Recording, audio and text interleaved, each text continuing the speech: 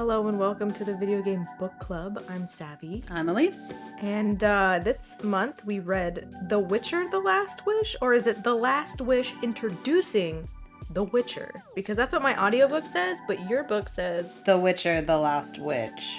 The Last Wish. The Last Wish Introducing The Witcher. So this is a prequel to the first book because it's a 0.5 in the series, or a 0 on multiple. I think it's the marked as a 0 on Goodreads, or it was a 0 on Libby, or I don't remember. It was 0 somewhere, but I was like, It's not 0, it's 0.5.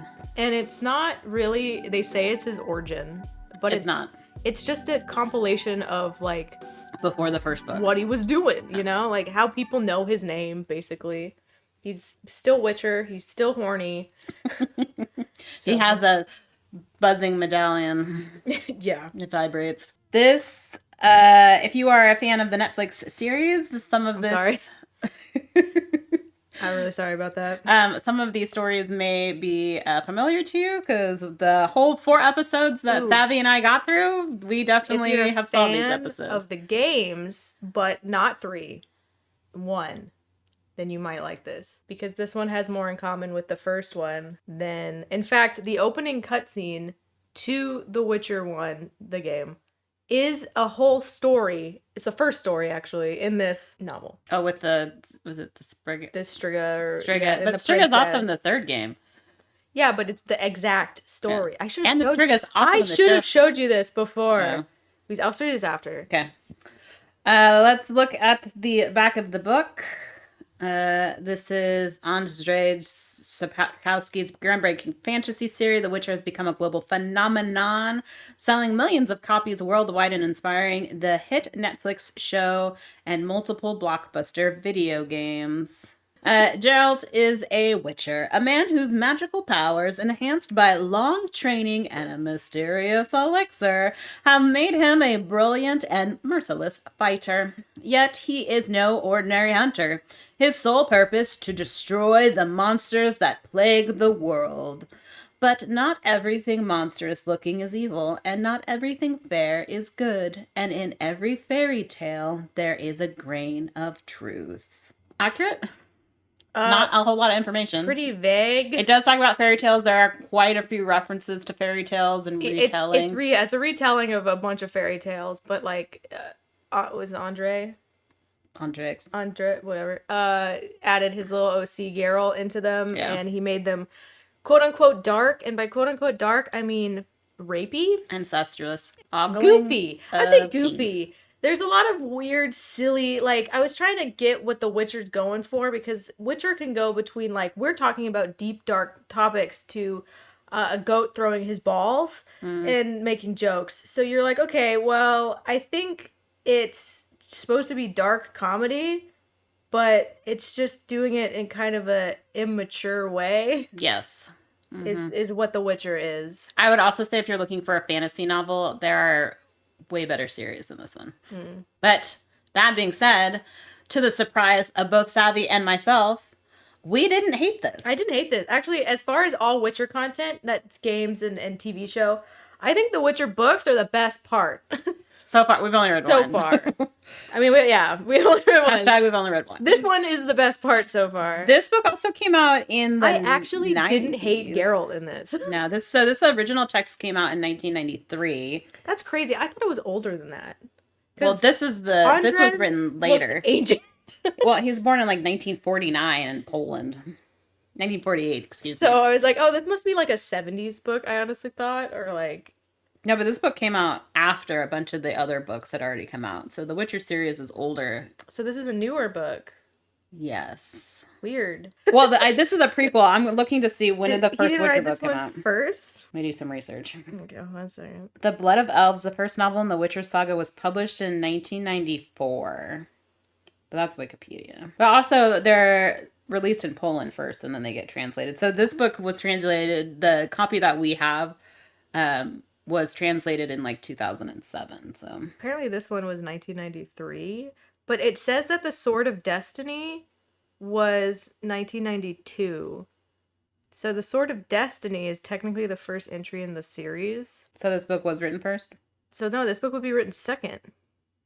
The Witcher, which looks like it was 1990, is now out of print. The first published in 1990, The Witcher, or Wisdman, The is an Whizzed Man?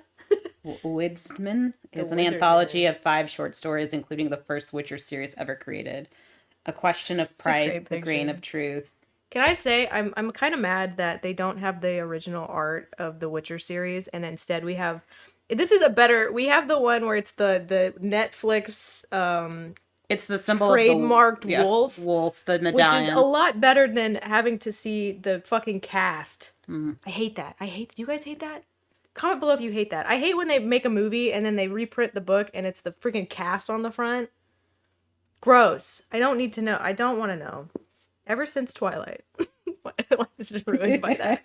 It takes away some of your imagination where Yeah, you I'm already like, have the expectation of, or who the heck this are is- these people? This is what they look like.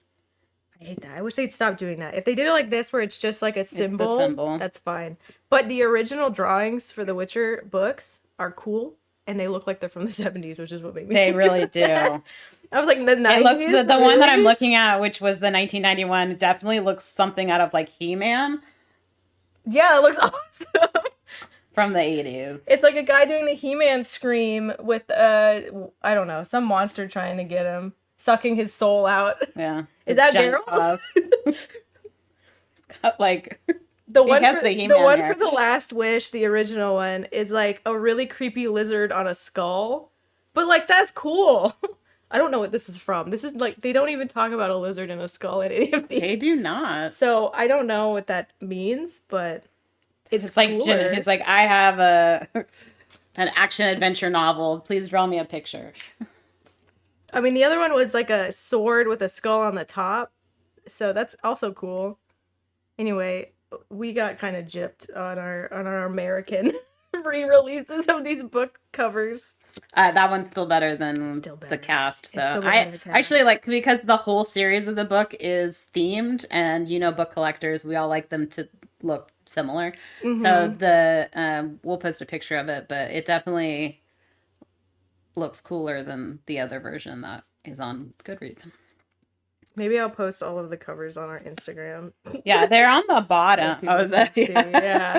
Originals, So American. You can check out Instagram if you want Yeah. to look at the pictures, or you can just Google it yourself. That is Pick your true. poison. Our experience with The Witcher. We have played.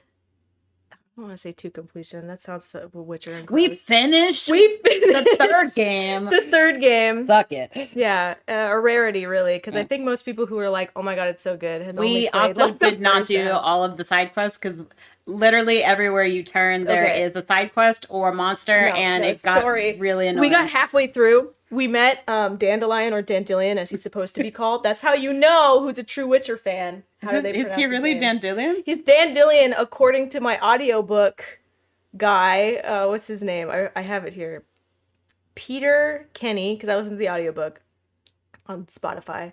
Okay, extra tangent. I'm sorry. I'm going to go off on my Spotify tangent really fast. Tangent on a tangent. So I listened to the audiobook on Spotify. I have Spotify Premium, so they give you audiobooks and for free, some of them. And The Witcher of the Last Wish. They have a catalog that you can pull from. Yeah. The Witcher of the Last Wish was in there. So that was like great. Awesome. Super cool. Right when I finished it, it was like your 15 hours are up for the month. And I didn't know that they like have a You have a certain limit, amount yeah. of what the heck? It's like Audible, where you pay the subscription and you only get like 1 or 2 books a month, right? That's paid, and then Yeah, but like I feel like I don't know. That was so a if your fun- book But is there over is- 15 hours, are there books on there over 15 hours?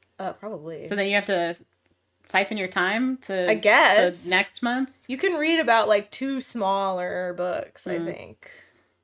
Was the audiobook worth it? Yeah, that guy was great. He did so many funny voices. What did Gerald sound I mean, like that. like? Gerald. I'm just Geralt. Also, I keep calling him Gerald. So the whole time I was reading it, because it's just Gerald, but with a T at the end. Yeah. Even as I was taking notes. I've seen the show. We played the game. I know what his name is, but every time I read it, I read it oddly. For someone who is supposed to be a man of few words, he definitely speaks a whole hell of a lot in this game. This book. He I like him more in the books than the game and the TV show, whatever.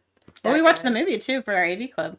Yeah, but he's not really. He's well, like kid, he's the and kid. He doesn't talk that much. yeah, he just He doesn't. That shrugs. doesn't count. I kind of wish reading this book. I was like, I wish CD. I always want to say CD Project Red shouldn't have let you made choices as Geralt. I don't think you should have had choices in this game. And yes, I gave him amnesia to like kind of make it make sense a little bit. Like, oh, you could be Geralt, you know, if you think about it. But Geralt is his own dude. You are playing Geralt. You are not Geralt. He should be making his own decisions because he's probably better at it. And I don't think they should have given us any choices in these games. But that's like the main. Oh, because you always have the choice to kill it or not to kill it, right? It's like it's so. But then dumb. really you didn't at some point because then they try to kill you and you have to kill it in order to survive. Like even in the second game where your choices absolutely matter, it's only in that game that the choices matter. They never really carry over to an extreme extent in any of these 3 titles, so it's kind of pointless. I just remember to do it like there this. was the werewolf thing in the third game where it's like the sister-in-law wanted to be with the werewolf guy You could kill like, the werewolf. yeah, depending on who you talk to or what part of the story you got, you're like, I'm gonna kill this person or I'm gonna kill that person. And everyone's like, oh, it's you know, the lesser evil, right? You're trying to choose the lesser evil there, but honestly, a lot of them we had like, the werewolf attack the sister-in-law. I think, and then we killed the werewolf. Yeah, we had to. He attacked us. But like, they're like, hey, do you want to kill a bunch of children? Or do you want to kill a town of adults who want to kill the children? That one. Yeah, that was messed up, man. And you're like, obviously I'm not going to Decision kill the children. Like, that's Decision made. so dumb. And they're like, oh my god, it's such hard decisions, lesser evils. And I'm like, no, it's not. That's that whole like BioShock thing where the makers of BioShock were like, who is going to kill these kids? They didn't even want choices to in BioShock. absorb it. He was like, who's going to do that? And then they're like, well, I guess some the people choices do. in The Witcher are like so obvious. Like, oh, do I want to be a dick or do I want to be... Also, some of the monsters that you get, they're the townspeople are like, kill it, we hate it. And then you go talk to the monster. The monster's like, I'm just chilling. I'm just chilling. I don't do anything. I just eat chickens, dude. They attacked me. And it's funny is because in those games, you usually have the choice. You're like, go full Witcher, which is just, I kill monsters and I monkey brain. Yeah. Or you can be like, I have sympathy. That you're not a monster. Like you can, Yeah. And that's what Geralt is in this book. He's like, oh, this guy's not a monster. You're just an unfortunate cursed man. Like, And they're like, well, you're just going to kill it, right? And he's like, not if I can save it. yeah, Like, he actually tries to reverse curses. And because I guess it's how good you are at being a Witcher, right? So he's like, yeah, I can just reverse it if you want me to. Like, he's like, do you want me to? And he's like, no. I like being a monster. So they should not give you a choice. And they never give you the choice to like reverse stuff, do they, in those games? I've only played the third one, and that we did not have that option. It just seems so... Even with the Striga, it seems so like, obvious the choices you should pick, and then on top of that, your choices don't really matter moving into the next game, so like it's kind of pointless. They'll give you a slideshow of like, this is what you did, you fiend, but it doesn't matter. Doesn't really matter anyways, because no matter what you do, the townspeople will always hate you. Yeah, you're a Witcher. And kick you out of town. They hate you. And spit on you. So, yeah, that's my advice for CD Projekt Red. If you're making another Witcher game with Geralt, which I don't think they are, I think the next one is going to be a different Witcher, or maybe a customizable Witcher, which is what they originally wanted to do, which would be better. I don't want to play as Geralt. I'm sorry, I'm tired of him. I'm tired of this man. So yeah, that's my hot take. Anyway, what were we talking about before then? I went off on the audiobook. I asked you if you like the audiobook. Was the audiobook good? Yeah, the guy did a lot of fun voices. And then what did he sound? What was the funnest voice? Oh, probably the goat. Well, he just did the goat voice. I'm going to throw my balls at you, Geralt. I mean, I'm like, that must have been hard because that goat talked a lot. That goat did talk a lot. I like his little posh dude British voices he used for like the kings and royalty, and they sound so douchey, and he did such a good job. Yeah, I can see that. Geralt's pretty good too. It's, you know, it's extra grumbly, but it's not annoying. Like it sounds like it could be someone's actual grumbly voice instead of a fake voice. So Peter killed it. Peter Kinney. Listen to the audiobook. It was really good, and it actually is better laid out than the book, according and I to also you, because you didn't like the way it was laid out. Yeah, it was there was some weird subchapter stuff going on that I didn't understand. But in my review on Goodreads, I also put that yes, they're ogling like teenagers and preteens, which was gross. There's rape stuff in here. There's incest. But weirdly, not a lot of bad language. Yeah. Not a lot of swearing. That was interesting. Obviously there's violence and stuff, but not really directed towards kids. But it was also surprising, although the books came first, is this is one of the first books that we've read in the last couple of years that had a lot of descriptive details. I also liked how fast it went. Like each chapter is like its own, quick. almost standalone. They do like build on each other, but you could read them in whatever order. Yeah, so it's laid out like there's these chapters called the Voice of Reason. And that's the present day. That's the present day consistent storyline. And then Geralt will like reminisce on his past adventures, and then it will cut to the actual chapter of him doing the monster hunting. And thing. each chapter is a different monster too. You don't get the same monster twice. So, and I kind of liked that because it felt episodic, and the Voice of Reason chapters are pretty short too. They're like a couple pages. I liked that layout, and that's how the audiobook laid it out, where it was like Voice of Reason 1, this, and then the chapter, and then Voice of Reason 2, and then the chapter. How is it in the book? So in the book it's similar, except for each chapter there's like different parts in it. So you'll see like Roman numerals pop up, and they go to like sometimes 10 or 11. So it's like one of the questions is a question of price, and that starts with 1. And then a couple pages in, just in the middle of it, you'll see the Roman numeral 2. Yeah, no, they did that in the audiobook too, because sometimes they'll be like, I think 1, it's just 2. It's kind of like separating. When time separates, they do a different section, but not always. And Part 2. It was weird. I don't like they could have not done that. They're like chapters, but they're shorter. Yeah. It's fine. It's to divide it, I guess. So it's also not the best book that we've read so far, but not the worst. And it's not bad. Surprised. It was not bad. I gave it a. I think I only rated it on Fable. Follow us on Fable, I gave it like a 3.5. I gave it a 3. I gave it a 3 on Goodreads too. Okay. Yeah. At first I was gonna be like, there's. For a while I was like 4, and then I was like, like a 3. It's a little too. It's because of Yennefer. No, it's because of Yennefer's at the end. That was so annoying. That last chapter was. I was just like, can we be done? Can we be done with this book? I hate sorceresses. All of them in The Witcher suck. I stand by that. Yeah, the guy that he went to the church to go beat up for Yennefer, he's a sorcerer. Oh, he is? Although he pretends to be a priest because he does magic stuff. Oh, that's what he does. Oh, yeah. And he was the best sorcerer. He was the best. I think there a line that he said about like, he's like, the portals are strong magic, and he's like, can you do it? And he's like, yeah. And then he just did it. He's like, yes. That's the tangent we went on, and our familiarity with The Witcher. So we beat 3. Mm-hmm. We watched 4 episodes of the show. Oh my god! And we both decided on the same episode that we couldn't anymore. That was when Yennefer loses her lady bits and okay, so the exact story that happens in this book that is the intro to the Witcher 1 video game, where it's the Striga and the princess, and in the TV show he uses like silver knuckles with wolf's heads to punch the monster, and I was like, this is too much for me. This is too goofy. This is like when I watched JoJo Bizarre Adventure in the anime world, and I was like, I can't do this. It's the same episode where Yennefer decides to take out her lady bits. It's too goofy. I could not.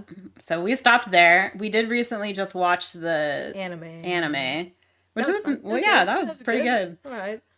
We're not going to watch the live action version of it, though. No, thank you. We already saw it once. We don't saw the best version. The Witcher 1 was the very first game I ever bought on Steam. Did you finish that? No. We got like halfway through. Geralt holds his sword stupid, and like it started with a sex scene, which I guess, is Witcher. Is The Witcher. But when I was young, I didn't know that The Witcher was like this. I was like, oh, everyone loves this game. You're the one who gave me all the info on The Witcher, and you're like, we're going to play 3. I was like, it's one of my friends. Did he let us borrow it? I don't know. Did he? He might have. I have a friend who plays video games, and he lets us borrow some games, and it was one of his favorites. Is it the guy who never finished his games? Yes. Oh, perfect. Yeah, I was talking to someone else about this, and they're like, I'm pretty sure everyone only likes The Witcher because they didn't finish the game. It was so long. We got halfway through The Witcher 3. It was like in the middle. We just met Dandelion. And we looked at each other and we were like, should we stop playing this No, game? Because we are not having any fun. No. And then I was like, the same thing no, over and over again. we have to push through because nobody beats this game. And that's when Savvy told me I couldn't do any more side quests. We'd be doing this forever. Yeah. So fair enough. Yeah. That was the first time we were like, we had a debate. We were like, well, this game sucks. We're not having any fun. Should we stop? Really different because you switch back and forth between Geralt and Ciri? Yeah. Was that her name? I don't know. The Lady Witcher, and her stuff was fine. Like, your stuff was super easy, and because she has magical Mary Sue powers, so she can go through time and jump and dash and. But then you had these long things in between her because Geralt is trying to find her, and you have to like trace her steps, but he takes freaking forever. So yeah, we finished it. We did it though. So. The main thing I don't like about The Witcher is I hate the cast. I hate everyone in it. I hate it, but like the gameplay I think was fine. You know? Oh, you hate like in the game. I hate don't the like plot. The characters. I hate the characters, but I think they all suck. There's not like there's no one really there's no one redeemable. But like I think the gameplay of The Witcher 3 is fine. Yeah. You know, like it's prepping. It was easy to pick up too when we. You know, like you're like, oh, fighting a werewolf, I have to put werewolf juice on my sword. That's kind of interesting. Although depending on where you went, there was definitely some monsters that you're like, I'm not leveled. Oh, there's some like big monster kills that are kind of rough, but I think gameplay wise, The Witcher is really fun. But I think plot and character and overall enjoyment is very low for us personally. But I don't know, maybe you like it and we're aggravating you. Anyway, we're gonna spoil this entire book. Yeah, we're gonna talk about some fairy tales. Some dark rendition of fairy tales. I said knockoff. Savvy, you said reinterpretation or retelling. Retelling. I was gonna say inspired by, but I'm gonna say retelling. Yeah. All right. So this is your warning for your warning. Warning. We're gonna spoil the whole book. It's not going to ruin. I don't think it's gonna ruin the games at all. It's not like no. The TV show does something different. So this is the original interpretation of the especially TV the first season of the TV show. You're gonna be like, oh, I remember that. But it's like bits and pieces. Yeah. So I don't think we're really going to spoil the TV show either. So I'm sure it's already been spoiled for anyone who wanted to see it and didn't see it. I would recommend it. So just listen to us talk about this anyway. Okay. The Witcher, The Last Wish. The Last Wish, by the way, is a reference to the last chapter of the book. There's also a level in The Witcher 3 called The Last Wish. Do you know that? Fun fact. Was there a genie in that one? I probably had something to do with Yennefer. Yeah. Chapter 1 is the voice of reason. So you'll hear us say the voice of reason for several chapters because, again, that is present time. And we start with she came to him toward morning. Oh, yeah. It starts with a sex scene. Yep. Very Witcher. Anytime sex scene or full nudity, you're like, nah, it's The Witcher. They wanted you to know 2 things about Geralt. He fucks.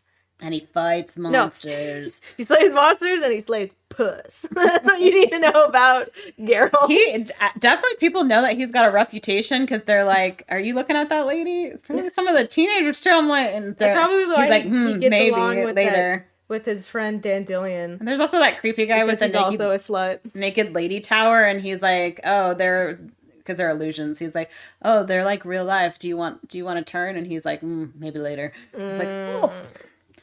Yeah, so we start off with a naked lady comes in to wake him up in the morning and her hair smells of chamomile.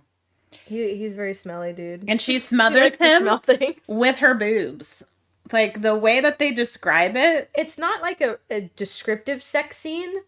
It's kind of like her just riding him and then the chapter ends. But she's definitely smothering him. Yeah, she is. Yeah. I was like, he's got to hold his breath for a long time because damn. He's a Witcher. You probably handle it. That's all I have for that part. And then we go into The Witcher. A man came from the north. They're at Ropper's Gate. He stops at an inn, old Narracart Inn. But he decides to go into the Fox instead, which is another bar. Yeah, he's trying to get room and board here. And they're like, no room for you. You sound stupid. It's because they don't like people I know from who you are. Rivia. Mm-hmm. They don't like his Rivian accent. Yeah, everyone hates the Rivians. Which is funny because when I looked it up and I was like, why do people hate Rivia so much? Because I was curious, you know? And it said that Geralt isn't actually from Rivia. So they allude to him having this like destiny and that he has a past, but I don't Rivia, really I know guess. what it is. I also put, how about not insulting a man with a sword on his back? People did that in the game too. Like, they don't give a shit. They're like, Witcher, I'm gonna get him.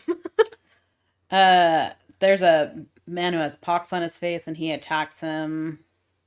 They call him the Outsider. You don't get his name for a while, but you know who he is. It's not a surprise. Yeah, so Geralt gets into it. We start out with him getting into a bar fight and killing all these dudes in this bar. Yeah, he starts killing people. They're screaming. His sword hisses.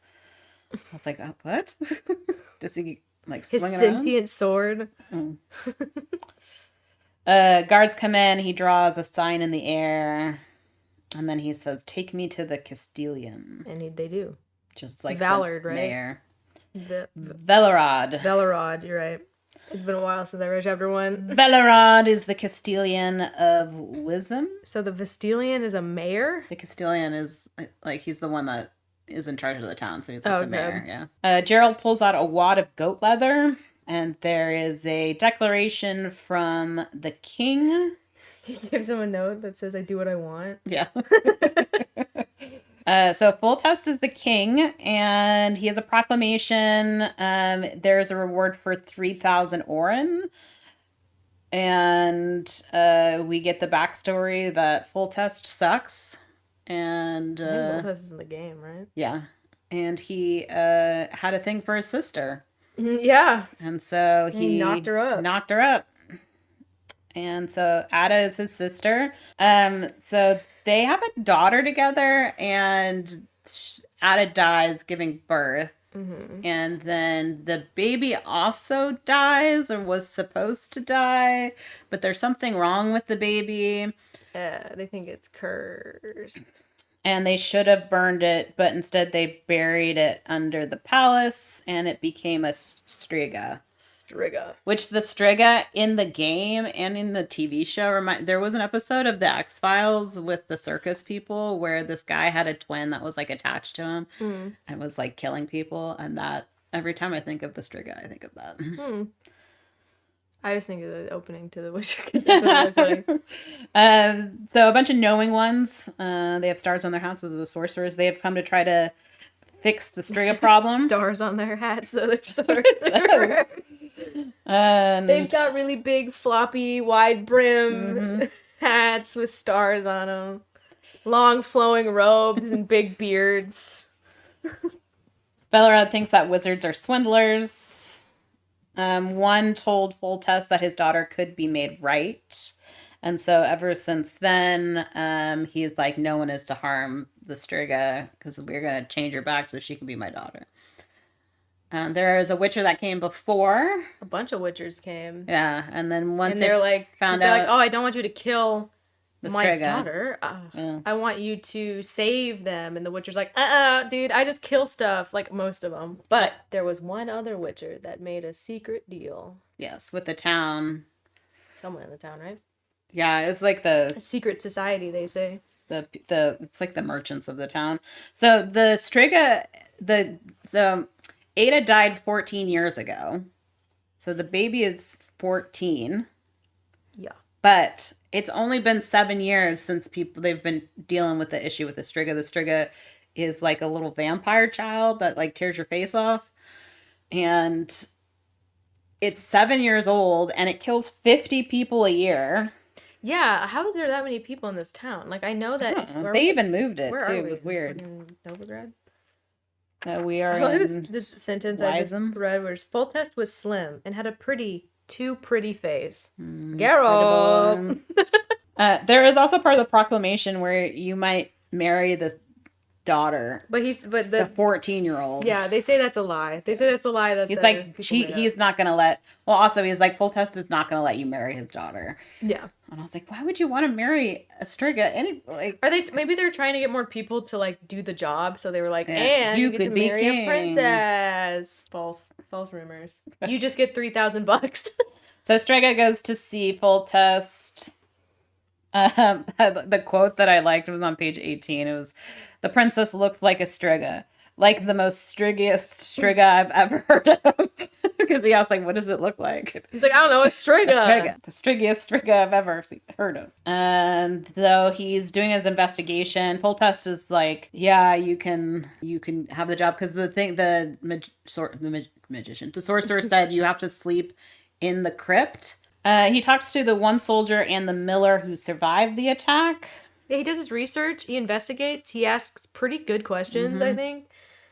Which is what I like. This was like, oh, it's straight to the point. Like, you get to bar fight, goes to talk to mayor. Mayor goes and talks to king. He's like, okay, I'll take job. He's like, when's the full moon? Because that's when she goes out to hunt. And he's like, oh, it's in a couple days. Yeah, I'll take this job. Yeah, does investigation. He's like, yeah, I can probably reverse it, so I'm not too worried about it. So Striga needs to be out of the tomb in order to turn back into a little girl. The townsfolk, though, they're like, don't kill the Striga, and we'll give you money, right? Oh, no, do kill the Striga and we'll give you money, right? Because they want the guy the king to look bad. Oh yeah. They want the king to look bad. So they're like, if more people die, like... Pretty little Foltest. Yeah. It's okay. Everyone hates Foltest. Foltest wants to come, and Gerald's like, no. So he's preparing to deal with this thing. He drinks a special juice that gives him super senses. Faster now. Ostrit, who is part of the merchants, he pops up, and I guess we heard about him earlier in the chapter. But I didn't know who he was. Wasn't he in the room with them when they were talking about... I think so. He's like a head merchant. And he was the one who was bad-mouthing the daughter and the Striga, and they're like, don't call it a Striga, call it the princess. He doesn't want the Striga killed. Geralt... He goes up to Geralt's room, right? No, because he's getting ready to go into the tomb, and he shows up. Oh, and he bribes him. He's like, yeah, we'll give you money if you don't kill her, and... We'll give you more money if you don't kill her, and... Well, because the 3,000 is if he can save her. He's like, we'll give you 1,000, and Gerald's like, well, the other butcher walked away 1,000, so you owe me 1,500. Because obviously 1,000's not good enough, so you got to up your price. Yeah, he gives him money, and he's like, just walk away from this, and you won't hear about it ever again. I'll just give you money. You don't have to do anything. You don't have to do anything. You don't have to risk your life. And Geralt is like, no. He just knocks him unconscious. Yeah. And he takes him with him as bait. We find out that Ostritz was in love with Ada, and he does not listen to the advice, and he runs, and the Striga eats him. Gets him. Get him. Geralt and the Striga princess dance fight. Yeah, they have a little weird... like pirouettes and stuff. And fight. like... Well, he doesn't want to kill it. He just kind of wants to like maim it a little bit. So yeah, because it has to be outside of the tomb. He has to find a way to distract it or like wound it enough that he can get into its tomb and close the door. So, but he was talking about all this like pirouette. But he's like getting mad at it. Because it's smart and it doesn't do what it wants to do. So he like... It scratches him and he punches it and with the brass knuckles. No brass knuckles in this one. A little less silly. She ends up running away down the hallway, so he's like, all right, I'm gonna get into the crypt where she sleeps next to the dead... Was it her dead mom? Yeah, her dead mom. Ada. Gross. So he does manage to do that. And he wakes up out of the crypt. He opens it. He sees a 14-year-old girl, and he talks about her boobs. He goes to check her teeth, and then she scratches him in the neck. She, like, jumps on him and, like, tries to bite his neck and, like, succeeds. Yeah, well, she, scratches it, but she only has, like, normal teeth, but she's got, like, trying to bite him in the neck and attack him. So he's, like, he tries to bite her back. He bites her in the neck, and then he wakes up 2 days later. Yeah, and he's got a really bad injury. But he's got those 3,000 crowns. Got that cash money, cash money. He told the king, he's like, she has to wear a special jewel, and then you got to teach her like behavior stuff because she's still she's like a baby, but she's 14, Yeah. so you have to teach her everything. And that is the end of that. Yeah, And then he's like, you got to get out of here. No rest for you. You woke up, you got to leave. So he's got to go to his, I don't know, was it like Is it Neneke? Yeah, but is it like a temple? It is a temple. It's the Meliteles? I can't read your writing. I don't know. Molecules. It's like Meliteles or Something like that. Temple. Is it Neneke? Yeah, Neneke sounds right. Neneke is like the head priestess, and she is going to heal or help him heal his neck again because he's in bad shape. Temple that he goes and hits up every once in a while. So we're again chapter 2. This is the voice of reason. So we're in present. So I guess that whole first chapter was present time then. Yeah, that's why in the audiobook it'll say voice of reason / The Witcher because they're all combined into one. Does it not do that in this book? I think it does. It does because the first chapter, so it'll go like chapter 2 and then it'll go 1 and then you'll have the, like for example, this one is chapter 2, 1, a grain of truth. Okay, yeah. So yeah, that's present day. Now we're going back, or we're at the temple. And he's been sleeping with a water nymph. That was who he was sleeping with in the beginning, right? Is it? I thought that was a different lady. Her eyes gleamed with her face came close to his, were huge and dark as the eyes of a water nymph. Well, he is a water nymph. She is, because she leaves water on the pillow.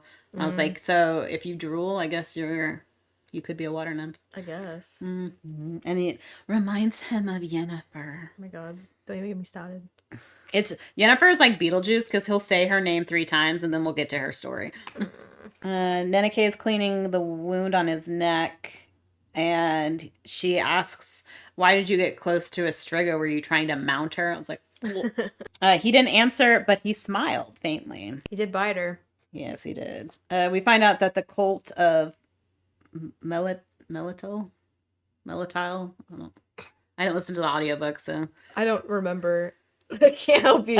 Comes from the Moletali. It comes from harvest and farmers. It was like a fertility religion, and it's like the main religion. And so there's a lot of respect behind it. It's a cult that's lasted for a long time. There's a bunch of priestesses that go there. They train, and then they go off to other places. And so he's walking around, checking them out. There is a trance that Neneke wants him to take with Iola, is the water nymph, and she has special powers, and she can do this trance that will tell him like his destiny, and he's not into it. He doesn't want to know. I think he already knows, and he doesn't want anyone to. Yeah, he's like, oh, I can't be hypnotized, and she's like, I don't believe in God. Neneke wants Iola to sit with Geralt and the mother to find out what's wrong with him because she's like, there's something happening. I can feel it. I can feel it calling in the air tonight. That's them basically asking him, you should get hypnotized, and him saying, no. I can't be hypnotized. I'm a witcher. How do we transition to the grain of truth? Like, he's watching birds. Okay, so the grain of truth is Beauty and the Beast retelling. Yes. Gerald's watching birds. They're circling. So he's like, let's see what they're going to eat. Probably grains. And he's with his trusty horse, whose name is Roach. And Roach is a she. Yeah, Roach is a she. Which, rip on who she's named after. He just is bad at coming up with names, I guess. He's just like, I just like that guy named Roach, so I'll just name it after it. It's fine. There are corpses in the copse, which is a little hilly area. They have one has a white jacket and a blue dress, and there's a blue rose. The man's corpse was eaten by wolves, and he's got an Armor's Guild pen. And then we go to this castle thing, and there's a creepy girl with a pale face and black eyes. She was like on a hill, right? With like and he's like, hello? And she's just like, and she runs away. And he's like, okay, well. I guess I'll follow that thing. find out who killed these people. The gate opens on its own. There's a courtyard with walls around it and a mansion. And then there are indigo flowers that smell forgot about her from the intensely beginning. like roses. Yeah, I thought her coming back at the end was like so random, but you're right. She showed up. Yeah, you do see her and she runs away. It seems like she's a child, though. Right? Yeah. Well, it's the same. You'll see her again. Remember, creepy lady. And then there is a beast thing that comes up. Because he sees. Does he see the flowers? Yeah. Yeah. And the flower's the same as on the corpse. Mm-hmm. So he's like, they were here. Let me look at them. And then this beast shows up. And also, that's how I'm like, is this Beauty and the Beast? Because it describes it like the Beast. Yeah. It's the beast. But he looks like a boar. Think of the beast from Beauty and the Beast, but with more tusks. But like the original Beauty and the Beast, not like the Disney version. If you've seen any other edition of Beauty and the Beast, then it looks more like that. And he's like, I don't know, he was like yelling at him to leave or whatever, but Geralt's like, no. He's like, I was invited. The door opened. I came in. He's like, yeah, I'm not afraid of you. Yeah. He's like, you're not afraid of me? He's like, well, then good. Come on in. We'll share you want to have dinner? The house obeys his command. You're pretty hunky. You want to have dinner? His name is Nevelin. Nevelin. Some people call him Fanger. Fanger. But that's to scare children. He has been in this trap for 12 years. And then we get the story of how he became the beast. Nevelin. That's how they said in the audiobook, I remember. Nevelin. Yeah, so how he became the beast. He was a son of a wealthy person, but then they lost merchant. Yeah. Thing. And then he joined a gang, as rich boys do. Mm-hmm. And they were robbing people and stuff. And then they heard about this temple to go to. And they're like, hey, let's rob that. And then, of course, there's a priestess at that temple. And his gang's like, we're going to make a man out of you. Yeah. Rape does not make a man. I hate to tell you this. Well, it turned this guy into a monster because when she cursed him. She cursed him. And then she killed herself. Yeah, she said something something about true love.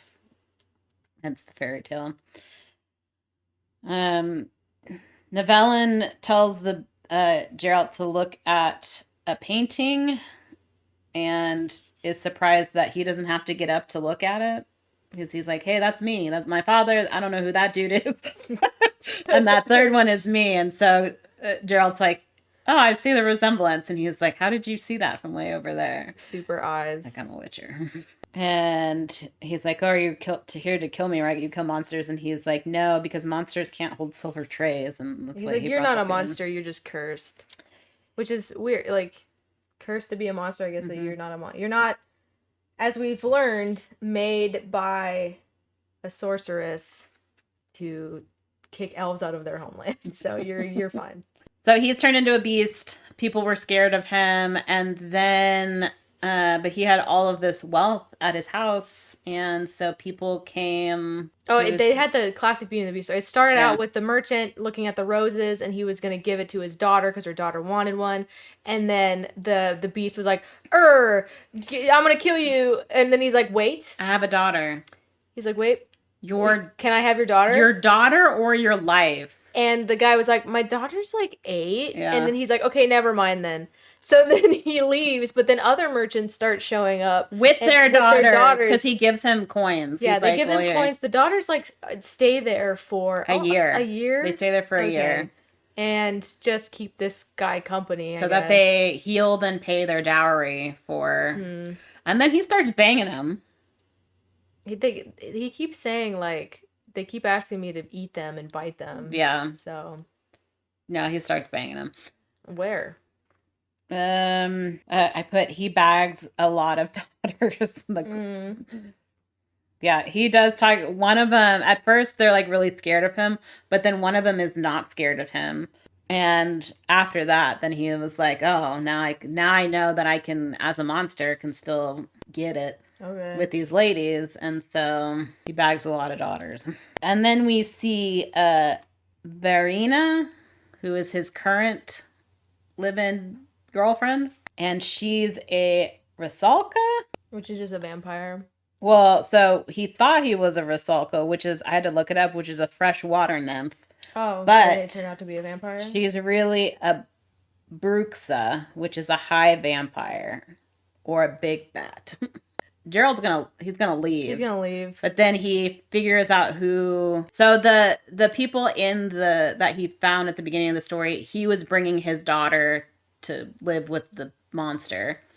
But he already had a live-in companion, and so his girlfriend killed these people, and so Gerald's like, can't have that. Yeah. And so she's also like using her vampire stuff on the beast, like she's hypnotizing him or whatever it is. Her special lady powers. And she's like on a dolphin. Oh, I don't know. Is she? That was the whole, like, when he comes back and she's like on a dolphin, and then he's like, all right, let's fight. And then the beast comes in and he's like, no, that's my girlfriend. And then they fight, and then he's like, your girlfriend's a giant bat. And then Nivellen stabs the girlfriend with a pole. Mm-hmm.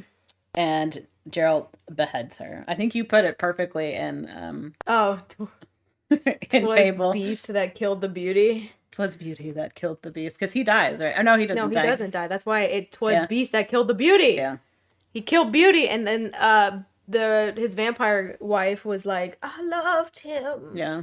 As she dies, and he gets transformed back into a stinky human. Yeah, because he was a pathetic human before he became. Before that, because Geralt's like, I can reverse that curse, you know. Yeah. And the guy's like, no, I deserve this. I did a terrible thing. It's fine. People like me like this anyway. Like, because he's not like just that I deserve. He's like, I was like smelly and weak as a human, but I'm this big strong beast guy now. So he likes this identity. He likes to scare people. He's like, no, I don't need a reverse curse thing. That's fine. But he gets reverse cursed anyway. Yeah. And at the end, we find out the priestess, it has to be true love. And that's how you find out it's true love. It was true love. You murder your true love, I guess. I don't know. Yeah, I don't know. It's the Witcher world. It's dumb. Not romantic. Everything sucks. People are smelly. Mm-hmm. Chapter 3. Back to the voice of reason. So present time. Present day.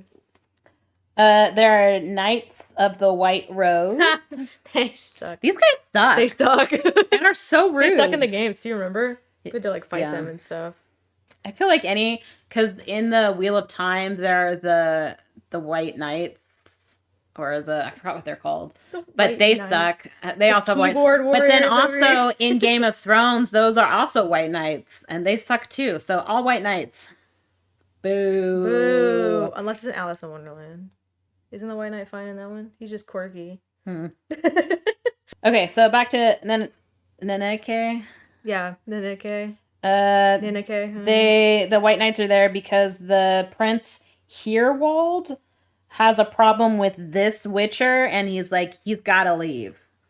Like, we don't. Yeah, they want to chase the Butcher of Blaviken out of town.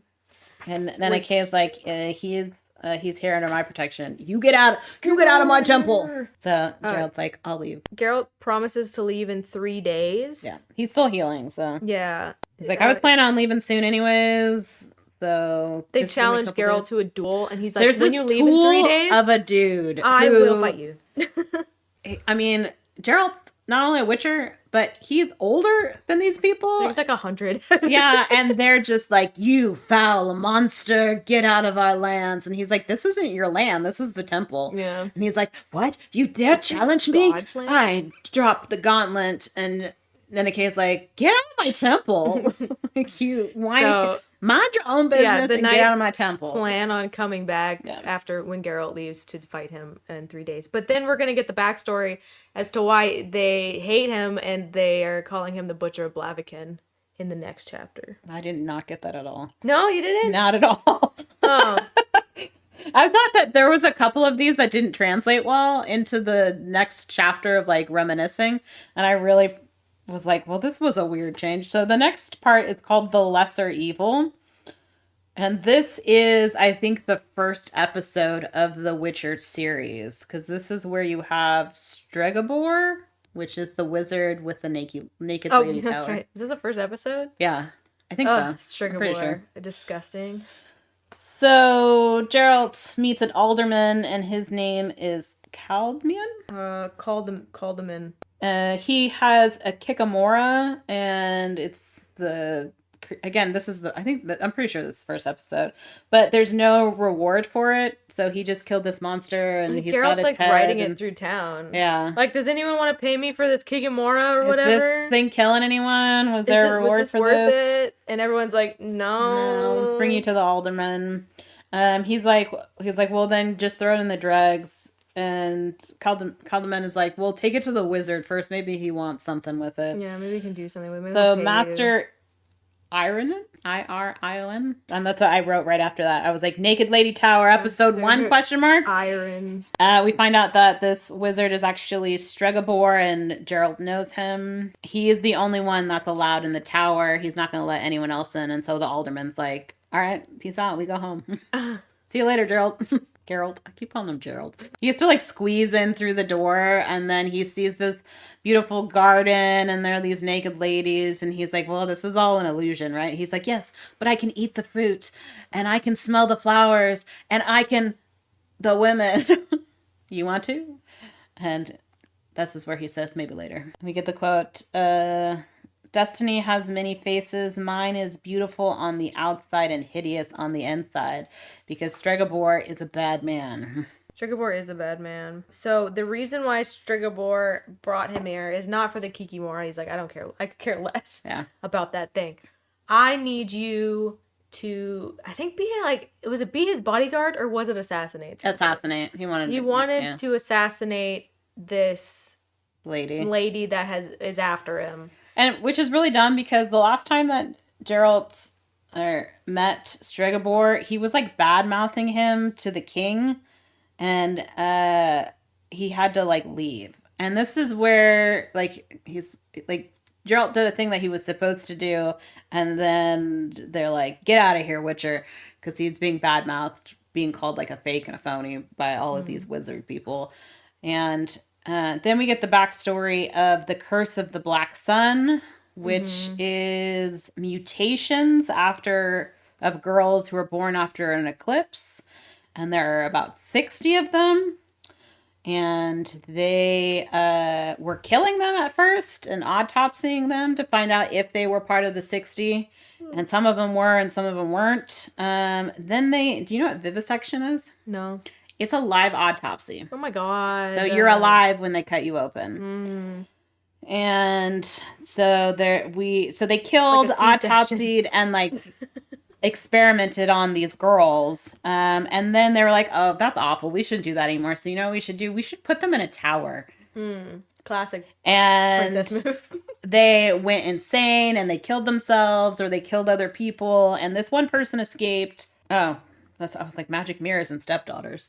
This is the Snow White. One of them was a princess. Yes, one of them is a princess. Her stepmother didn't want her to become queen because she wanted her kids to become queen. Yeah. So she was like looking in a mirror. And so she wanted them to kill her stepdaughter, who may be mutated, because these mutated girls have special abilities, and premonition is one of them. And so she has a huntsman go out to kill the daughter, hence the Snow White, and then they find the huntsman. He's dead and his pants are down. She is known, her name is Renfrey, but she went by, is it Shrike? Shrike, yeah. And so she escapes and she becomes friends with 7 gnomes. And they are a gang, and they start robbing people. Yeah, but she is in Blaviken with her gang. So that's why Stregobor is nervous, because he was, doing those experiments. He met her before, and he turned her into a mountain crystal slab and like threw her into like a ditch, but then a prince came and found her and like broke the spell. What happened to that prince? She like married him, or that's good. Then what happened? Like, well, she has like influence over him. Stregobor said it would be the lesser of evil if you just kill her. And that's the name of the chapter. Yeah. And Geralt says evil is evil. Or turning her into the slab and doing these experiments for the lesser evil. So evil is evil. So she's in town, so he wants her to kill him, and he's like, no, that's not what I do. I kill monsters and I kill people. And he says this like often. Yeah, he's like, I'm not a mercenary. I'm not a mercenary. And I can't even kill all monsters. Like, they have to be bad and they have to be monsters. I can't just be cursed. I have rules. Yeah. So he refuses, basically. So he goes into town. So he's like, let me talk to her and see what's up. She's at a tavern with some more thugs. Yeah, with her gang. He walks in and he's like, can I see, was it Stryker? Yeah. Can I see Stryker? And they're like, who? What are you talking about? You want to fight? You want to fight me? Let's fight him, guys. Let's fight him. Fight him right now. Guys. And so they're gonna maybe fight, but then like she shows up. Yeah. Right. And she's like, get out of here. I want to talk to him. And his alderman. I can't leave you alone for 2 seconds. She tells him that Stregobor dies tomorrow. Love the honesty. And he's like, no. And so she tries to convince Geralt to kill Stregobor instead. So he goes home. He goes to the alderman's house, and he's staying in the attic. And then he's like, "There's something in my room," and it's this lady who's like in his bed. She's really trying to seduce him real hard. And it's not really hard to seduce this man. It's not hard, although it did take a long time. This one took a while because she's dangerous, and she's also kind of mad that it was taking a while. She's like, "Don't you want to screw a princess?" And like she's showing her leg and stuff, and. Then we hear her side of the story about being her stepmother wanting to kill her, and actually the huntsman tried to rape her, or no, did rape her, and so that's why she had to kill him. She was going to be poisoned with an apple by Stregobor, but the gnome ate it instead, I think. And then Geralt asks her to be the better person. He's like, you don't have to kill him. Just like, go live your life. Be the better person. She's like, okay, I won't do anything. We'll leave. That's a lie. Yeah. And Geralt knows it, but a little bit too late. Well, he knows something because the daughter of the alderman wants to go to the market. And then he's like, she's gonna use a market festival. Yeah, she's gonna use the market to get to Stregobor, but Stregobor don't give a shit about the people of the town. He's just there to hide. So they're gonna kill the townspeople to try to get to Stregobor. Yeah, but they're gonna massacre everyone at this market. So he's like, cancel the market, and the alderman's like, no, I can't, because they have a thing from the prince, which is where her ties to the prince. They say if anything happens to them, then they're in deep shit. So he can't do anything unless they do something first. But then by them doing something first, they're going to be killing his own people. So, because Geralt's like, just throw them in prison, detain them, do whatever. And this alderman sucks. It's like, there's nothing I can do. And so Geralt's like, fine, I'll go do something. I'll go handle it myself. He goes to the market where he knows they're going to attack the people. They're either going to attack. It's like, they're not going to get into the Naked Lady Tower. So he goes to the market to save the people of the town. And of course he meets the thugs from the tavern, and they're like, oh, we knew you'd show up. She told us. And they fight. And they die. They attacked him first, though. They did. So he should be in the clear, but he is not. Renfri then enters the fight, and Geralt kills everyone. He tries to really convince her not to during this whole fight until he's like, okay, I'm not going to change your mind, so he has to kill her. And then Stregobor shows up and he's like, oh, thank you. I can now get out of this shithole. Autopsy. And then he wants to perform an autopsy on her. And Geralt's like, no. No, not having it. No, sir. And then the alderman says, get out of town. And then people start throwing rocks at him. Yeah, they're like, oh, you just killed a bunch of innocent men. And So they're like, they don't know if Renfri is part of the thing, but you do, because she tells Geralt that his future is like, you're going to be stoned and all this stuff. So she's having a premonition, and then it happens at the end of the chapter. Yeah, so that's how he's known as the Butcher of Blaviken, and he's no longer invited. Well, that makes so much more sense, because I did not put two and two together on that. People want to fight him. Which is dumb, because he saved that whole market. He really did. Because they were going to murder everyone. He doesn't even really tell people, like, oh, I just saved you. He's just like, I accept my fate, and I walk out of town now. I'm smelly, and people don't like me. All right, chapter 4, back to the voice of reason. He's gonna like spill his guts to this poor Oh my God. who This was she kind took of a sad, vow of silence. to be honest, that he just like, he goes off on this lady, not off like mad at her, but he just talks about his life and how sad he is and stuff to this lady. And this again, there is another instance. They talk about rape here again. Yeah, but he like goes off, and she just He has to talks sit about there. Kermoren and Vesemir, his first monster, how he was bald, because he took very well to the chemicals, so it killed his hair and then it grew back white. Hair does, I guess. Oh yeah, I liked this story a little bit. I mean, yeah, it's rapey, but where he was like, "Oh, when my first day as a Witcher," and I was like, "Oh, I'm gonna save people. I'm gonna be a hero. Everyone's gonna love me. I'm gonna be a hero." And so he sees this lady like about to get raped, so he goes up and he stabs the guy, and he's like, "Oh, the lady's gonna love me now. I just saved her life." She vomits, screams, and runs the other direction, and that immediately he's like, "Okay, I chose poorly. This is well- the wrong job for me. well," and that like it broke him so fast. He was like, "No longer is this a glorified hero job. This is a really crappy job." Well, you know, good on him for having a little bit of ideals in the beginning, I guess. I mean, good also to learn early and not to be like, Yeah, it's like first day. Well, at least, you know, killed a rapist, so I think you did pretty good. Then we are in A Question of Price is the story that we hear about for this one. He's getting a bath because he's about to see a queen and he's smelly. And he has to dress appropriately. He still doesn't know why he's there. I felt like this was really similar to one of the things in the game, in the third game. I felt that way too, but it's a little bit different. Because when you went to the castle in the third game, you had to change outfits too. Yeah, I think this one, because that one they were trying to find a new, like, leader, I think. This one is different. This one, he's there to... This is like Rumpelstiltskin a little bit. Be a bodyguard-ish, just to see if shit goes down, basically. Well, the queen wants him to kill someone, but again, he's not a mercenary, and so he's just there as for dinner time fodder, I guess. Because, like, they're trying to wed off the princess. Princess Pavetta is turning 15, which means she's 14, which means a year previously she was 13. Keep that in mind, please. Oh, I know. I know. Let's go. This is medieval shit world, right? Back in the olden days when you lived until 40. Yeah, but still young. He's like, why am I here? And Haxo is like a servant, like head servant dude, I don't know. But he's like, there's a hunchback creeping around the castle, which is not true. And then we go to dinner and we find out that there are these people there that are looking to marry this princess because according to this land, you cannot rule as a queen. You have to have a king.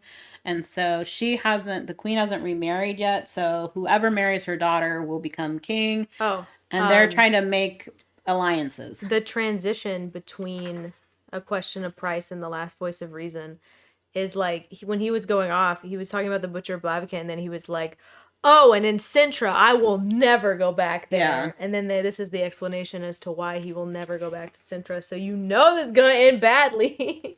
This one doesn't actually end. This one doesn't end badly, which, again, why I was confused. He just doesn't want to go back there because... people be crazy. People be crazy. There's a person whose name is Baron Ellenbert of Trigus, but his name is Kudak. Kudak. They say it over and over again, and every time they did, it made me giggle. What kind of name is Kudak?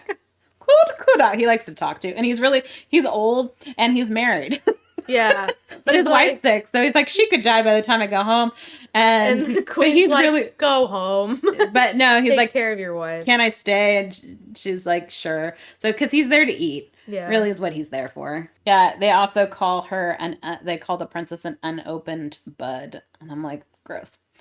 We have King Bran's nephew, who is Crack and Crate. I don't know. The druid, his name is Mousesack. Oh yeah, his name is Mousesack. Gross. Some fun names here. But there is a Cinderella reference on page 145. So he talks about this guy that wanted a monster hunter, but he's like, you just need to find a girl who's missing her shoe. So again, more of the fairy tales. Oh, someone tried to hire him to find the Cinderella? Yeah. That's funny. But he needed a huntsman, not a witcher. Mm-hmm. We do have a party crasher.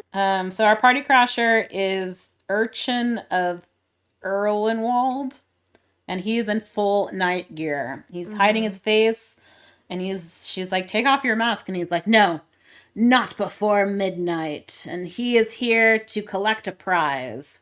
Yeah, he or a saved promise. the king a while ago. 15 years ago. And the king was like, oh, I'll give you a reward. And now he's claiming it. And the queen's like, really? You're claiming it 15 years from now? You just want the princess. Yeah, this, because they go into this thing, which was the most interesting part of the frickin' chapter, was when they talk about these oaths. And the oaths of, like, undiscovery. So, like, I'll get, when you go home and you discover something that wasn't there before, that's the reward I get. Or when you go home and the first person you meet, that then becomes my reward. And it's like this oath of, like, losing children. Like, this whole, like, logical philosophy that's the Witcher stuff. thing, right? Yeah. They're like, if you can't pay a Witcher for helping you, then it's like you go home and you see the first thing that you see is, like, the thing that belongs to them. Yeah, so it's all of these kids a lot of the time. Like, legal compacts between, it happens to be kids. And then Geralt's like, it's not up to you. It's up to the daughter, because it's the daughter's destiny. So, they're like, okay, so it's up to the daughter, and the daughter's like, so she's like, okay, daughter, like, because they bring the daughter down and she's eating dinner, but she's not really looking at anyone, which was weird. And she says yes. She's like, I'm in it for it. And then they did the bell tolls, and it's midnight, so she's like, take off your mask, and he has a pig face. He's a monster guy. Because it's not actually midnight, it was a trick. She had the bells ring early, so that way everyone would see who it was, because she knows what's up, because the king told her on his deathbed that he gave his daughter away. Because the daughter's the first thing they've been sneaking in to the castle and banging for a year. You find out that they know each other. Yeah. Because the other suitors are going to kill him, like in the Odyssey, right? You said when Penelope, they all kill each other. So they know each other because, again, when she's 13, this guy snuck into the castle because he is human from midnight to dawn. And so they met each other because he wanted to see what his prize was before. So so how old is this guy? I don't know. Because it's been at least 15 years. So if he was 50, let's say he was 15 when he saved. Okay. So he's at least 30. Yeah. Sneaking in to see this 13-year-old girl. Yeah. No. And then, they've been banging because she's pregnant. And this is the weird. So he takes the mask off. They're going to fight him, or they do start fighting him. Then she goes all crazy and uses the force because she's a sorceress. Yeah, she has magical powers. And she's just like wrecking everyone. So the druid and the witcher are like, we gotta stop this lady. Mouse sack. Yeah. And so they work together to get control of the lady while they're like stabbing this poor pig man. They worked together to take this guy out. He wasn't really threatening anyone. He's not like going to kill anyone. No. They threatened him to take him outside and deal it up. But he's like, I'm the rightful owner of this lady. And then that's at the end when they get everything together and they say, well, it's the child that's actually marked for destiny. And he's like, in 6 years' time, I'll be back for the kid. The Witcher, yeah. This kid's marked for destiny. I know, because I was marked for destiny. According to the wiki, it says, Geralt has the right to claim the child. He leaves, showing no sign of wanting to do so. I didn't get that. I just got that. I don't think he would, in 6 years' time, I'm coming back for that kid. Because it's kind of like an FU to the urchin guy, because he's like, oh, you think it's your destiny to have this lady? Well, it's now my destiny to take your kid. Maybe. Yeah. I mean, I don't think Geralt would do that, but he might. He'll probably forget. Probably. Yeah. Or maybe he's like, in 6 years' time. But then he also I'll be dead. Maybe that's when in that previous voice of reason why he's like, I'll never go back there again. Oh, you're right. The kid. Because then he has to claim it, right? Yeah. Or maybe we're reading too much into it. All right, next voice of reason. But that's the point, right? Yeah. He has a visitor. Oh, it's his old buddy Dandelion. Dandelion. Yeah, okay, so the audiobook, who's Dandelion for so long, because that's in the how game you it's spell it. Dandelion. In the game it's Dandelion. But the way that the Peter guy said it was Dandelion, and I was like, well, I guess that's... It's now Dandelion. It's now Dandelion. Good old Dan. He comes to hang out. He's like, hey, Witcher, where you going? I want to hang out with you. I feel like as characters go, I kind of... Something in here that I really go like on too. and off about Dandelion, He's to annoying. be honest. He's annoying. But he's your comic sometimes relief. He's kind of interesting. They have this conversation about, because all the monsters are dying, right? So it's like, what is a Witcher without monsters? And they talk about changes. So he talked about all these monsters, right? This land has been taken from them bit by bit, every valley, every mountain pass, every forest, every meadow. And we didn't manage that without the invaluable help of witchers. But those times have gone, Gerald. Irrevocably gone. The Baron won't allow a fork-tailed to be killed because it's the last Draconid for thousands of miles, and no longer gives rise to fear, but rather to compassion and nostalgia for times past. The troll under the bridge gets on with people. He's not a monster used to frighten children. He's a relic and a local attraction, and a useful one at that, because he was talking about a troll. The troll build keeps the bridge maintained, so they don't have to. But they have to pay a toll to get past. And he's like, it's cheaper to have the troll there to build the bridge, to keep the bridge, than it is to build new bridges. And a chimera, manticores, and amphibians. They dwell in virgin Amphibians and Boeans. Bonesness? I don't know. I don't even know what that is. Amphibians. They dwell in virgin forest and inaccessible mountains. So it's all about they don't need witchers no more. Yeah, he's having like a midlife crisis because he's like, it's harder and harder to find. That was happening in the monsters, anime too. Yeah, that's why they were making their own monsters. And he's like, times be changing. You know, you got to change. You got to get a different job. You got to, you know, and this goes into the story, right? The Edge of the World. Is it the goat one? Yeah. Yeah, which is because he tells the goat that he's like, you got to. Yeah, it's kind of like not play tricks. How they're talking about the elves too, right? Where they're like, you got to move on and do something else. Yeah, adapt. You got to become friendly with these human people because you live with them or you don't live at all. That's the moral of the story, and that will take us to the edge of the world. He's talking with an alderman. So an alderman is like a governor. Aldermans were like the head of like you had an alderman of the like certain craft things. So like stonemasons had an alderman, and like masonry and carpenters had an alderman, and so they would come together and they would be like your local council. That's what an alderman is. Okay.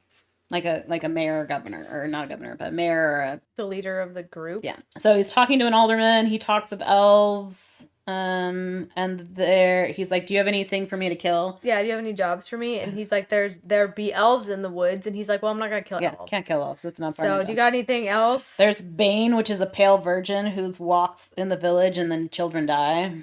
And like everyone in the town is like, oh, I got something. Yeah. And it's like, there's this weird monster that keeps getting me drunk or something like that. Steals my left shoe. Yeah, it's crazy. They're drinking the drink from the cows. Like, I don't know who's doing this. And Dandelion is with him, and so they're like, okay, well, we'll go check it out, guys. Yeah, bye, and then they leave, and he's like, I'll come back later. He's like, which one are we checking out first? And he's like, you're an idiot. They're all fake. They're all, he says, they're all excuses. Yeah. People like to invent monsters and monstrosities, then they seem less monsters to themselves. Yeah, when they get blind drunk, cheat, steal, beat their wives, starve an old woman, kill a trapped fox, whatever. They like to think that it's not, to feel better, they find it easier to live.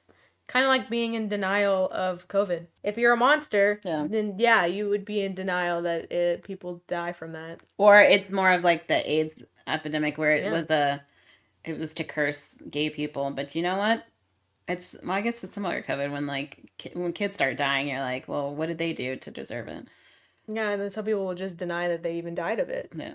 It's gotta be trolls. It's gotta be them trolls. Or they're diavels. That's what we're about to find out. Yes. We go to the Valley of Flowers, which is Netley.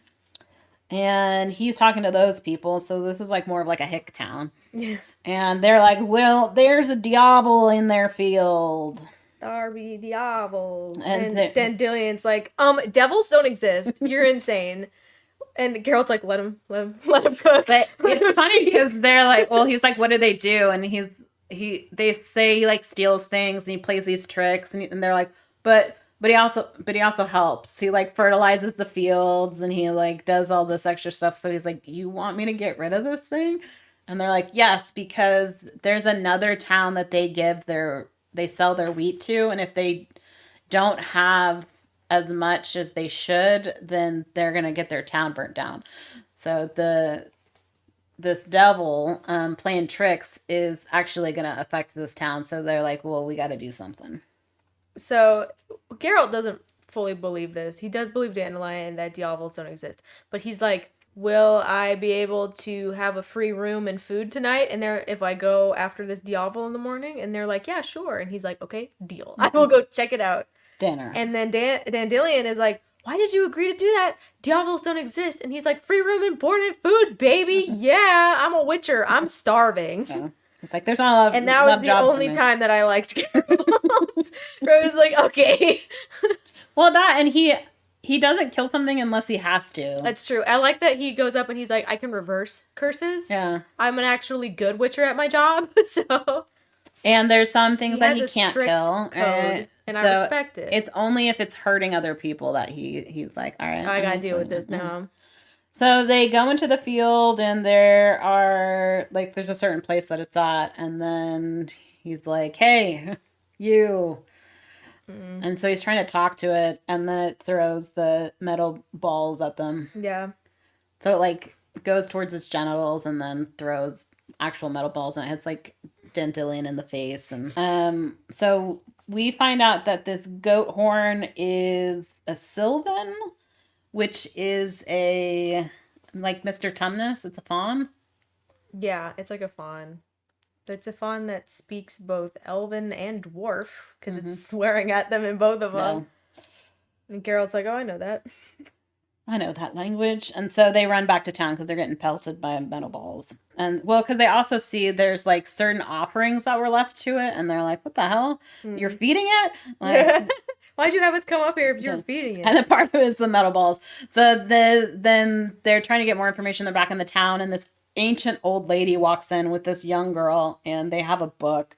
And the girl, like, grabs the book out of her hand and, like, gives it to him. She's not saying anything. Yeah. And this old woman who's blind, but memorized the book. Yes.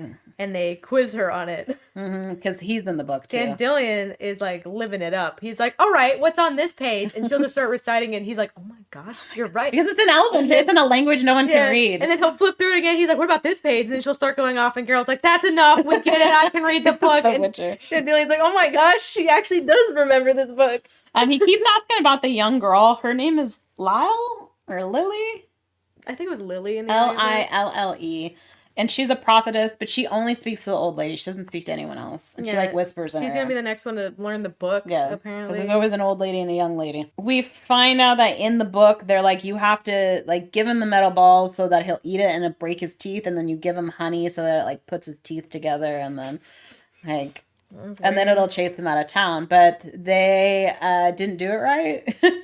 And he's got something else going on. So he's like, all right, we're going to chase this guy out of town so that your town doesn't burn down. And then they go to talk to him. And Torque is the name of the Sylvan. And he's like, you want to play games? Fine, I'll play games. Like, he wants to play games with them. He's like, hey, we should race. We'll race all the way up there. He's like, I don't know where that is. And he's like, well, I do, of course. Like, why would I tell you where it is? I love games, but I also love winning more. So, of course. And then he's like, what if we played this different game? And he's like, no, I don't like that game. The game is don't do unto others what you don't want done to you. And he just, like, they beat the crap out of each other. And Geralt's like, this is so embarrassing. But that's the game that he created. It's so embarrassing it's the that Witcher I have to game. fight. It's like, hopefully nobody sees me. Yeah, they're getting their butts kicked. And then Dandelion comes up on a horse and he's trying to run away, but then he gets knocked out. They wake up. They are tied by a tree or something. They're tied up somewhere. And Torque is talking to an elf. The elves from the woods. And he's exchanging seeds with Galar, who's an elf. Yeah.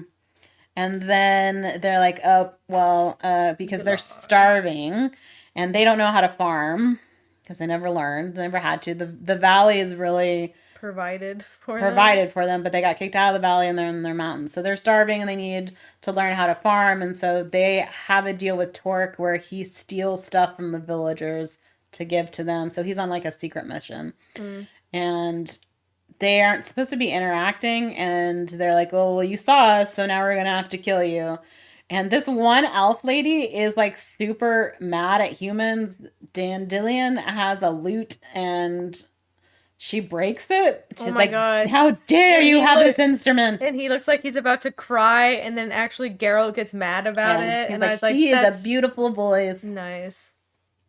That was sweet. So they're gonna kill him, and then Torque is like, no, you can't. Yeah, he's like, you were just gonna leave him up here. You Yeah. can't do this. You can't kill them. Torque is very, very like, he defends him. He stands up in front of him. He's like, no shooting arrows at these guys. And then we see a lady come into the field, and she's like glowy, beautiful, And like flowers are growing behind her, and everyone's like, oh my gosh.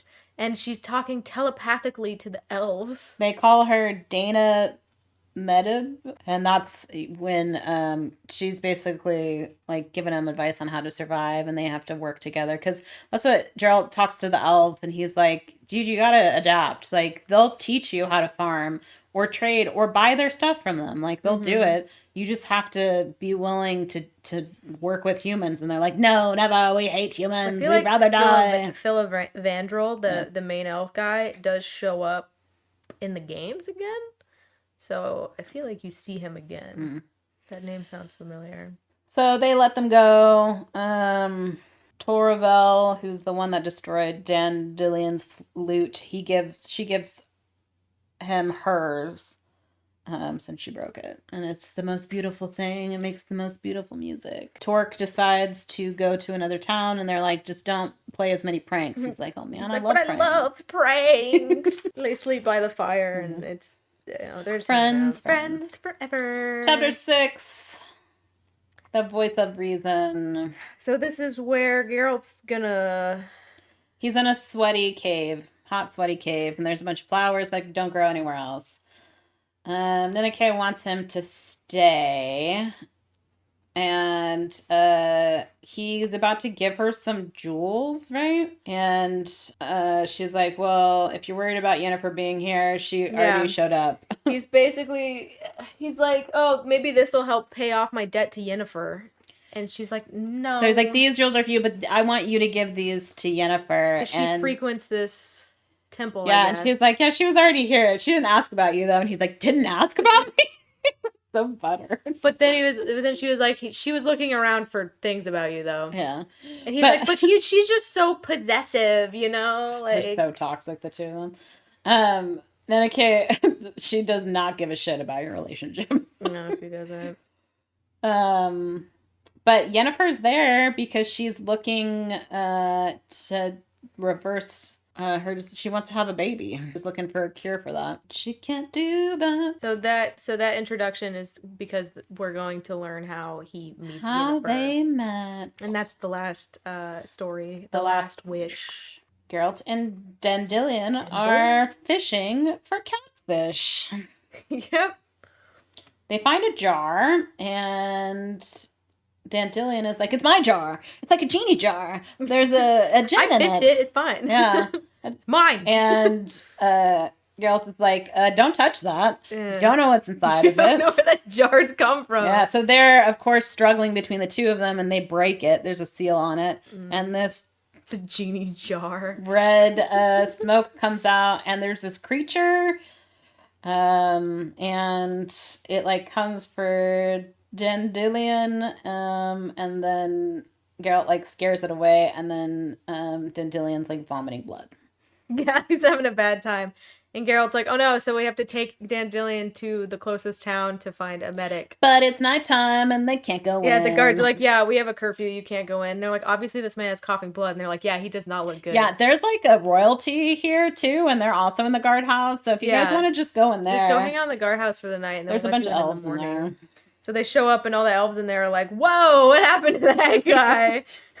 He's like, well, there's not a sorcerer, but there's this lady in town, and she's staying with this dude. Like, the town has a rule against sorcerers and magic, but like they're like, this lady doesn't care, and she's just operating in the town anyway. But kind of secretly. Yeah. She won't walk around, but everyone knows she's there. It's Yennefer. So in the morning, he goes there alone at first. Yeah. to check her out. Well, he has to hit the guy at the door. The guy at the door won't let him in. Because they're like, money will open all doors. So he has this coin purse and he just hits the guy in the head and like knocks him out. And he's like, money will open all doors. And then he walks in and this guy is in like a kitchen. Yeah. Is super drunk and he's like, she wants apple juice, but I'm about to bomb all over this apple juice. So can you take it to her upstairs? So he goes and he does that, and she's also hungover and naked. Because apparently she throws extravagant parties. Yeah, there's clothes all over the place. And she's being a straight bitch. Yeah. He's like, hey, I need your help. And she's like, I don't even get up until 10. What are you doing here so early? She's like, well, at least you brought my apple juice. All right, I have to bathe first. But she's like, you smell. You should bathe too. Which is the bathroom. And he's like, oh, my friend's dying. Can you help? And she's like, yeah, after I do all this stuff, though. Like, he can wait. So he's like, oh, my friend is dying. And she's like, I don't really care. And the fact that you brought me apple juice means that you don't care either because you came up and you gave a random woman apple juice. Well, he cares more than if he would have just walked upstairs. So that's why she's going to help him. Okay. But not right away. And she's got to get all pretty. So Geralt's naked because he's bathing, and then she comes down and she's naked, and they're like, this is weird. So she goes like invisible, and because she's like, I have to look at you, but I don't want you to look at me. But they've seen each other naked already. And there's the quote that I put on Fable, which is the Triss quote. Because she's like, well, aren't you shy? And he's like, no. He's like standing there butt ass naked. And she's like, my good friend Triss said, once you've seen one, you've seen them all. I feel so bad. Like, okay. Especially with all the stuff that you told me about what actually happens in The Witcher stuff. I know. Okay, so like as much as I don't like Yennefer, I hate Triss more because of the fact that Triss and Yennefer were such good buddies, right? Yeah. Like, it seems like Yennefer really likes Triss and they're, like, friends. But the fact that Triss will go behind Yennefer's back and, like, sleep with her fucking mate of life and then try to gaslight him in the games to be like, oh, I was your girlfriend the whole time. And I'm like, I hate you so much. You're such a bad friend. The freaking drama. The freaking drama. Sorceresses, I swear. Also, if you are planning on taking a shot every time in this chapter that they say lilac and gooseberries, you'll die. You'll have alcohol poisoning. So please don't do that. Bath time is over. And so she gets dressed and he's like, all right, let's go. And she's like, I don't walk in the streets. So she creates a portal and he's all weird about it. And she's like, he's afraid of portals. Okay, this is awful. She's so awful. He's afraid of portals because he's definitely seen people get like chopped in half or not show up on the other end. He's like, I've seen someone like going through a portal and the only half of them was the bottom half that shows up. He's like, I don't like portals. I don't trust portals. I don't want to go through portals. And she's like, too bad. And pushes him through a portal. Hold on tight. And she's like, my portals are safe. And he's like, I don't know you. I don't trust you. So they're staying at this house. He's a half elf, right? Yeah, he's a half elf. He bought a tavern or an inn, and they're redoing it. And that's where Dandelion is vomiting blood still. Yeah. And she's like, oh, I got this. Like, they put him in another room. She goes in there. They're waiting. They're both all talking about how ugly Yennefer is. Well, because, like, the half-elf guy thinks that she's hot, and Geralt can see that. He doesn't say it out loud, but he can see it. He's got a twinkle in his eye. He can see it. So he's like, I don't know why he thinks that. She's not even that attractive. And then he goes off about how, like, most sorceresses aren't attractive, but they use, like, magic to, like, glamp themselves up a little bit. Because he's like, she's got the eyes of an ugly girl. All sorceresses they do. Keep talking about how, like, not... They're like, if they were pretty, they'd be priestesses, like, obviously. But because they're sorceresses... And part of it was, like, who would want their daughter to be a sorceress? Then she'd have to learn something, right? She couldn't be just a wife, is what they talk about. Like, why would you want your daughter to read and go through all that training? I think it was, like... she could just why would you want your daughter to be hated, basically? Because all I took it as, why would you want your daughter to get an education and a job versus she could just get married and have babies? I think it was mainly like, why would you want your daughter to be hated? And like, they get their vaginas taken out and like poisoned and stuff like the Witchers do. So like, why would you want to do that to your daughter unless you hated her because she was ugly? Yeah, not great. Not great. Not great. So she's like, all right, I fixed your friend, but there's a price. Oh my god. Oh my god. This bitch, dude. He's like, okay, what's the price? And then she hypnotizes him, basically. Yeah. And is like, you're gonna kisses him. obey my command. And what she wants him to do is go around town and pick fights with people who were mean to her in the past. He goes to, I wrote it down. He goes to a pawnbroker, brings him outside, and spanks him on the butt.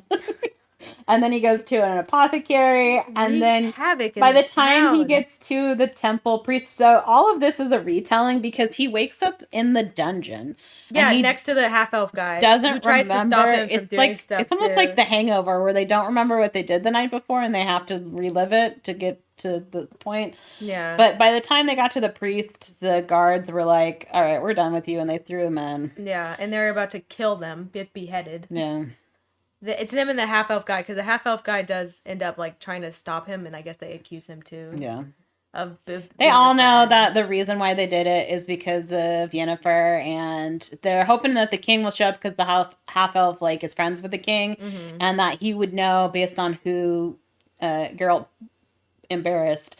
Yeah. That they were like, they're gunning for the top spot and why they did it. And luckily they have a meeting, and Dandelion shows up. Also hypnotized. And he says, you will, because the king's there. And the priest is there. And he's like, yeah, we all know who's actually behind this. It's that sorceress. That darn sorceress. And so Dandelion comes in through a portal and says, it's what, not their fault? He's innocent. I wish you to know that he's innocent.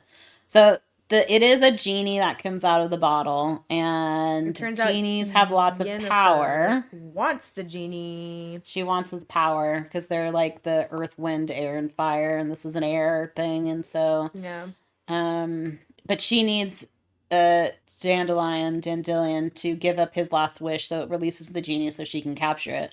But he doesn't have the wishes. No.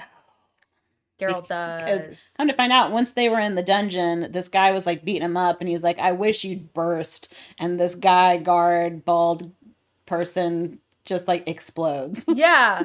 I thought it was like, that was crazy. Everyone's like, what? So he's on his last wish, which is why it's called the last wish. Because I guess what was his first wish was to like attack Dandelion because they were fighting over the jar. Oh, I don't know. And that's why he got cursed. And then he flew off. And then his second wish was to explode a guy. And now we're on our last. What is the third wish?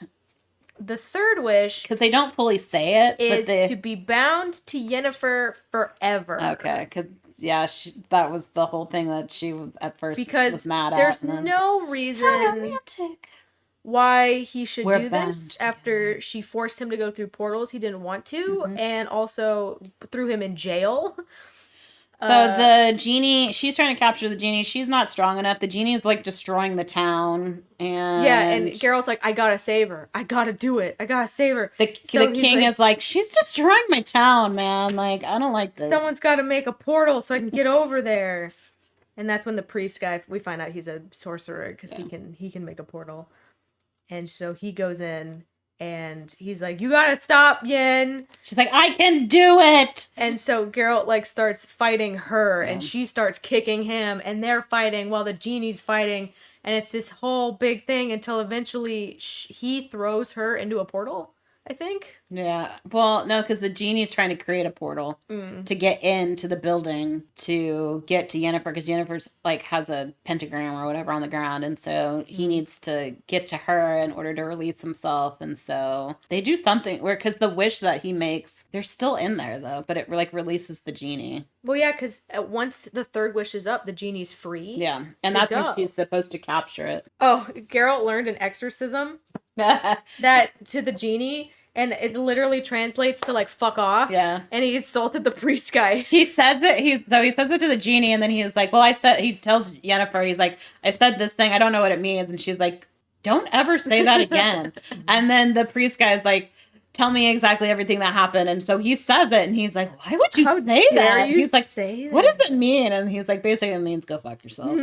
Geralt uses his wish. It says in an unknown way to save Yennefer and the Yeah, genie they escaped. But it sounds like to me that he to condemn wished... himself to her is what they say in the book. Yeah, so I guess he bound himself to her, which is a thing that does show up in the games and stuff, and I'm sure it shows up in the other So books. they're still fighting, and then the genie's gone, and the elf guy that owns the inn is like, he's like, aren't you sad your inn just exploded? And he's like, bitch, I insured that thing. I hella insured it against magical stuff too, and the guy's like, smart. Smart. Then they go to check to see if they're still alive, and they're like, maybe we should come back later. Because they're banging. Yeah. They thought they were dead, and Dandelian's like, oh, Geralt, no, it's dead. And then they hear her moaning. And they're like, oh, she's moaning. She must be really injured. And then they look in and they see they're boning, and the poor half-elf man who liked Yennefer is like, I think we should leave. Yeah. Come back later. So that's the end of that. There is one last chapter. Mm-hmm. It is chapter 7. It is A Voice of Reason.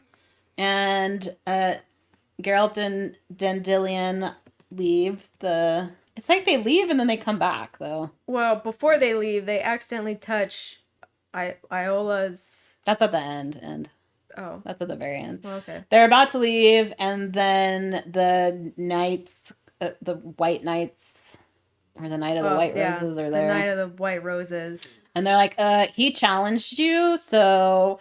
There's a really weird discussion, because the head of the knights is a dwarf. And they talk about, Is his name Dennis, by the way? What's his name, Dennis? It's Dennis Kramer, dwarf captain of the Prince's Guard. So there's Balwick, and then Dennis, and then there's the other guy that challenged him. But he's like, your challenge... So Dandelion is like, well, it doesn't count because he's not a knight, and you can only challenge another knight. And he's like, there's a different code that if you challenge a knight doesn't have to take the challenge. But if a knight challenges you, then you absolutely have to take the challenge. And so they give him like an unwinnable situation, right? Well, the whole thing is you can't use your own sword. So Talus, you have to strike first, or something. They're like, so Geralt has to fight. I'll get his freaking name right one at a time. We're at the end of the book. We're almost done. He has to fight Talus, and they're like, to let him win, because this young Talus needs the fame of defeating a witcher. And so it's all a setup. Yeah. But he's also, because he's related to the king, he says, you can't kill him. So it's like, if you don't take this challenge, then we'll hang you. But if you hit him, then we're going to jail you. So he's like, it is unwinnable. But of course, Geralt's like... He accepts, but he manages to avoid punishment by like parrying his sword. Yeah, so he's like dancing around him. This guy looks like a fool. And then he hits his sword, and it ends up hitting him in the face and like cutting his face open and disfiguring him. And the dwarf is like, well, he didn't hit him, so technically he accepts the loophole. Yeah. All right, you win, Witcher. They're like, he'll have a scar, it'll be enough. And so but they're like, you need to get out. You need to leave quickly. And then they go get their horses, and this is where they're about to leave, and Iola touches his hand, but they've been like sleeping together, so I don't know what the deal with this is. And she sees his future, which is blood, bones, shouting. There's a lizard on a skull. Shamelessness of the end. And she like starts screaming. Mm-hmm. And he's like... And he turns around like, this is why I didn't want to be in a trance. Yeah, he's like, she's like, do you know? I saw some of it. The lady, the main lady. And he's like, yeah, I know, which is why I didn't want to do this. And then... He's like, go attention to this poor girl is like out of her mind. Yeah. And then he leaves, and that's the end of the book. It's the end of the book. So now you too have gone through the last wish. Number 0 of the Witcher series. Would you be willing to read another one? Oh no. Are they going to get better? I don't know. This one wasn't that bad though. Wasn't bad. Like, maybe. It wasn't great. Like, if I'm going to read a fantasy series, there's way better fantasy series though. I mean, we don't have to. Maybe in the future. Maybe when we start running out of things to read. If we ever do. What are we reading next? Yes. Are you all ready to get recruited? We're reading a Tom Clancy novel. Not written by Tom Clancy, by the way, because he's dead. Oh, R.I.P. Yeah, I didn't know that until recently. But yeah, Tom Clancy's dead. And so this is Tom Clancy, The Division series novel, Recruited by Thomas PARROTT. I almost want to say Patriot, but that's just because. So we're reading a Tom Clancy book. We're reading a Division book. We're reading a tactical kind of book. What are these books called? Dad books? Dad books. They are dad books. Yeah. They are military adventure books. So that'll be interesting and new. Yeah, I haven't read one of those types of books in a while. So yeah. So all right, stay tuned. See Until ya. next time.